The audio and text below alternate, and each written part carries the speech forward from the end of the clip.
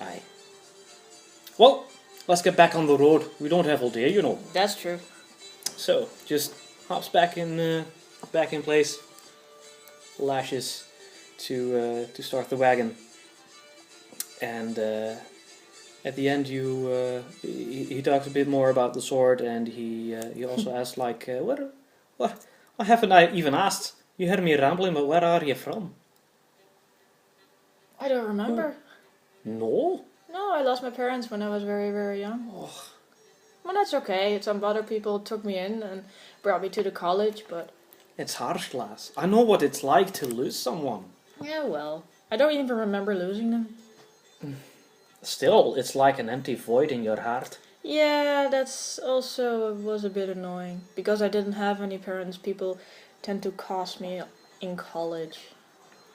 It's really like vicious curses, like biles and scars and stuff. Well, I was good with protecting myself and with objects and stuff. That's why I got that spell down to a bit. But natural talent.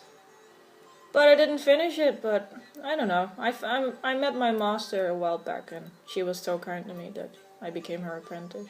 How does it go for you to be a tailor? Oh, pretty nice. I design clothes. Sounds fancy. Something to do.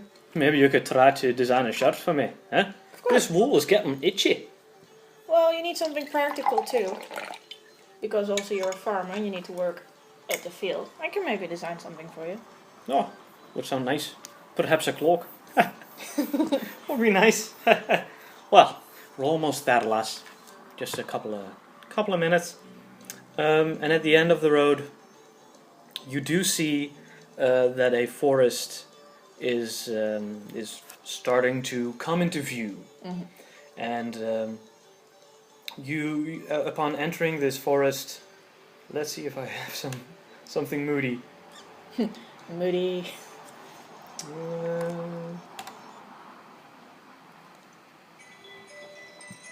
You see that it's a mystical forest, and while entering the forest, you get off the wagon. Says she can't go any further, lass. We need to go any more further. And while getting further into the forest, you notice that the trees, the bark and the leaves, are turning from green to white. They are getting pale. That's weird. The more you get into the forest. You say that out loud? That's weird? Yes, that's weird. That's not weird. Why do you think they call it the White Grove? Well, I've never been here before. You'll never... Where have you been?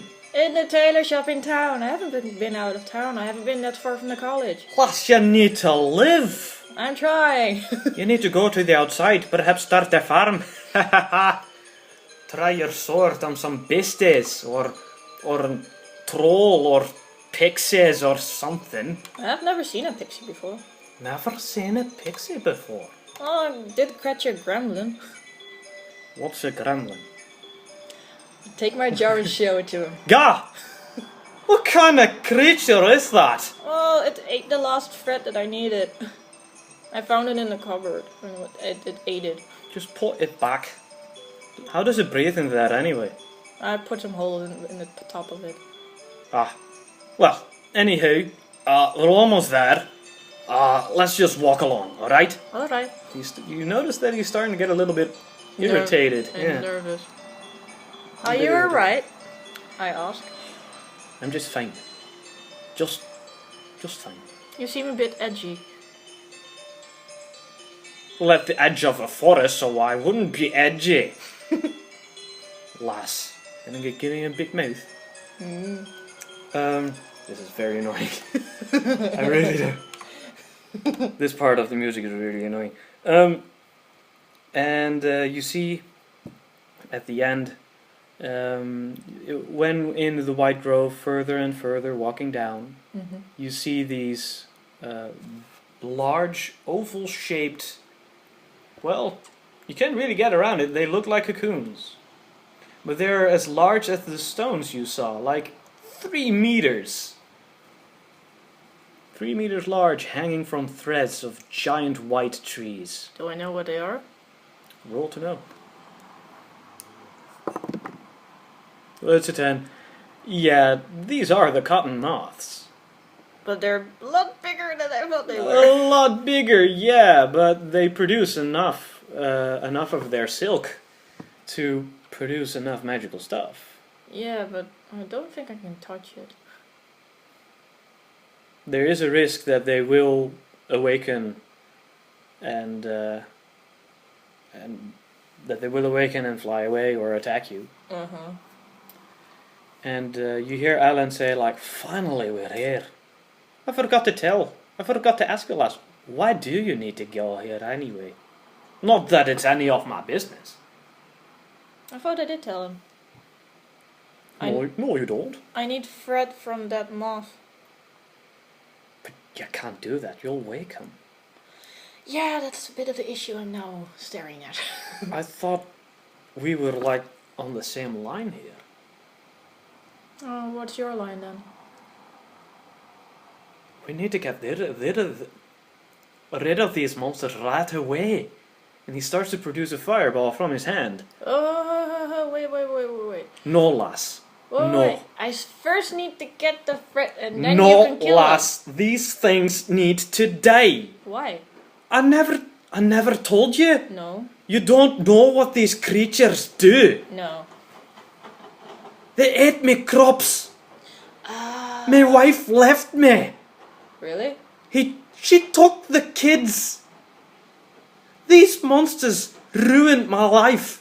They need to burn, along with this godforsaken forest. You cannot stop me, lass. Okay, so we got an emotional man in front of me. He produces the fireball. It's like, I can't let you do anything to disrupt this. These things need to die. I'm sorry, lass, but this is my business. I need to do this. I need to calm him down. What do I have?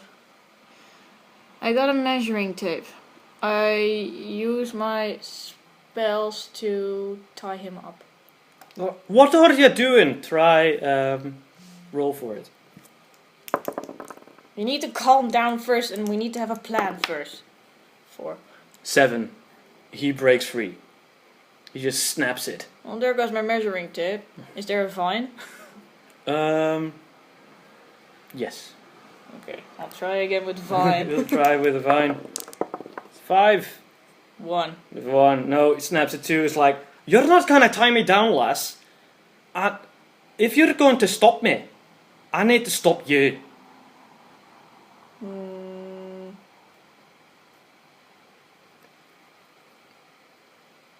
In real life, I could never think this long. Okay. No, true. I take my scissors. Yeah. And I ignore him. I turn my back on him and go towards the moths. He shoots a fireball close to your face, and it hits a tree, starting the tree to burn. I look back at him and still turn my back again. And screw it, I'm going to the moths. Don't you dare ignore me, lass. You're the one who just shot something at me. You're the one who's not thinking straight. I'm warning you. Oh, then shoot at me then. He shoots at you. 4. Do you try to avoid it? Or Yes. Trying to... But you had your back at him, so roll 2 dice. Oh. And take the lowest one. 4. It's a 4. It's 4 against 4. Well, the goddess of fortune smiles upon you. The goddess of fortune smiles upon you. You're lucky. You just barely dodged it. Okay, how close am I to the moths? Well, you started to stand in front of it, right? Yes. So, well, you duck and it hits one of the cotton moths in front of you. What happens? It starts to burn and it smells awful. Okay, I got my cloak and just can do that a bit. Yeah. How do I get the where are the threads right now anyway? The threads? Yeah, the what I need. You haven't gotten them yet. Yeah. You got before. Well, where are they to find on the moths? Anywhere, just on the cocoons themselves. Okay. You got 1 cocoon, right? Yeah, there are still 5 left. Still 5 left. He's like, you can try to hide, lass, but what is quicker? Your thinking or me fire? What's he wearing? He's just wearing a wool shirt, short sleeves, and an overall. Did they have overalls? I don't think so. Does he have a belt? Yes. Put his belt. I put a spell on and I make him float in the air. Float? Yes. Can you do that? Can you do that with animate object? It's more like it's not a task. Well, I can make it go tighter. Yeah. Well, you can try that. Yeah. 4. No, it's an 8. No, it's a 4. I've heard this one. Oh. Through a 6. Well, is it going tighter? Well, he's trying to fight against it. Okay. It's like, what are you trying, lass? His shoes. Okay. Roll 2 dice. Oh. And take the highest one, because he's occupied. His shoes. Does he have shoelaces? Yeah. Okay, I want his shoelaces to go around his ankles. Yes. And tie also his ankles together. 4. No, you picked the 5, but it's still against the 7. Yes. He's trying his best. Now he's holding his belt buckle and his shoelaces. Okay. Now I want to go for the shirt. And I want that to go over his face. It's alright, fine. Natural 1. He doesn't see anything anymore. It's like, you're trying my patience, lass! Okay, last one. You bloody girl! Let's it in wet nurse! You backhanded bat fucker! Well, you're the one who's backstabbing me. So, I want to tie him his sleeves. His sleeves? Yes. Little hanky.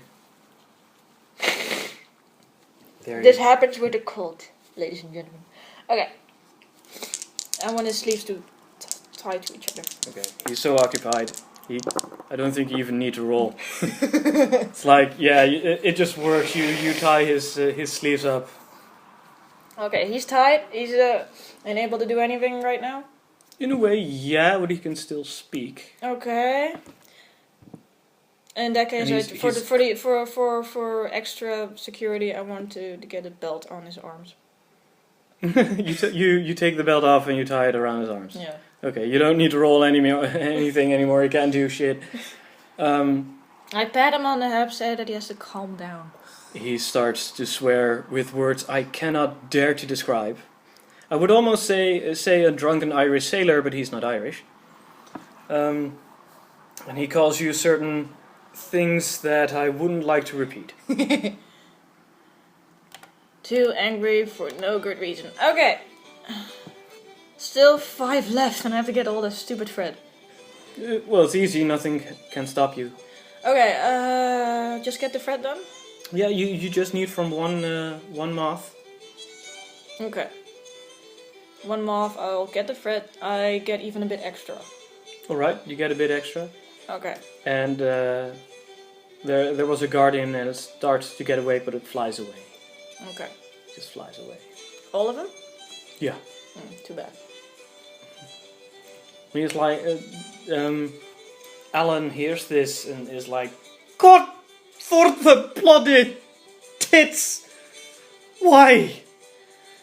If you listened to me first, and we could have gotten the thread and then killed him after. Me crops! No. No, they're away now. We don't know where they go. You stupid lass! I put him on the cart. Ah! And I start driving back. He starts to flail and curses like half a day through until he gets hoarse. And Wait! I wanna stop at the stone. Why at the stone?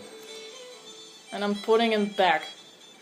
You put what? I'm putting him back in front of the stone on his knees. And I make him see again.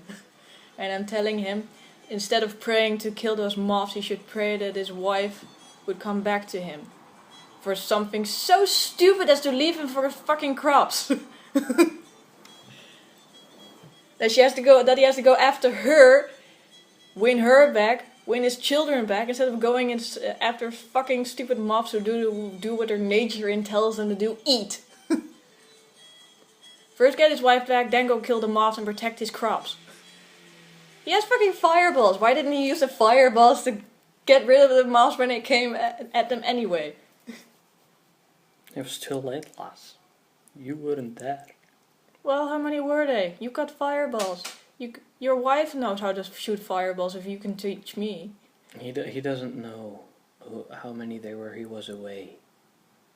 Well, where was his wife? I don't know. Doing groceries. I don't know. But even though his voice is hoarse, you hear it break. And you can see a sparkle of water trickling down his face. Oh. And I dry his eyes, say that he shouldn't cry. I'm not crying. I'm just watering my eyes heavily. Also fine. Look, how much money do you need for the crops to get it back again? Well, you put 500 after this day. It doesn't matter. Well, it's gold. Would 50 do? It's just matter. What? Material stuff at my life. Well, your wife apparently was very material for leaving you. If you got some 500 gold, you might come back. God, bloody hell. Some backhanded lass telling me what to do. Well, it's best to actually... You would probably have killed like one of them, and you already killed one of them, and the other one would have flown off anyway. I have fireballs, you dumb twit. How far will they come when they fly high in the sky? I burned the forest down. These monsters had to be killed, you... Ugh! What have you done? Really simple-minded guy, isn't he? What? Simple-minded? Yeah. Well, perhaps a one-track mind, yeah. Yeah. Tunnel vision, yeah. Yeah, a little bit. Yeah. Put him back in the cart again. God, shut your gob! And then?